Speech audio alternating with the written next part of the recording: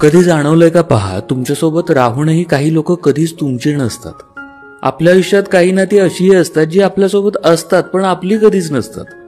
मग ते नातं मैत्रीचं असो, नातलगाचं असो किंवा कधी कधी जोडीदाराचं देखील. जेव्हा तुम्हाला आधाराची खूप गरज असते तेव्हा हेच लोक कुठेतरी गायब होतात.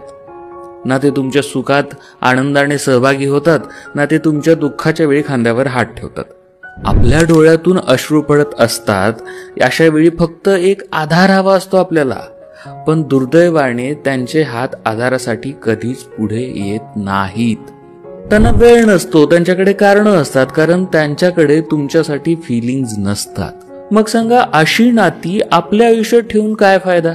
अशा नात्यांना धरून ठेवणं म्हणजे आपल्या खांद्यावर ओझं वाहण्यासारखं आहे. आपण चालतो आहोत, थकत चाललो आहोत आणि आयुष्यभर पुढे जाताना हे ओझं अधिकच जड होत चाललंय. म्हणूनच प्रश्न पडतो, अशा नात्यांना काय नाव द्यावं की विसर्जन करावं अशा नात्यांचं? पण काही नाती सोडून देता येत नाहीत, त्यांना मनातून काढून टाकणं गरजेचं आहे. कारण आयुष्य खूप लहान आहे, ते ओझं वाहण्यात वाया घालवायचं नाही. आयुष्य जगायचं आहे, आणि तेही अशा लोकांसोबत जे खऱ्या अर्थानं आपले आहेत.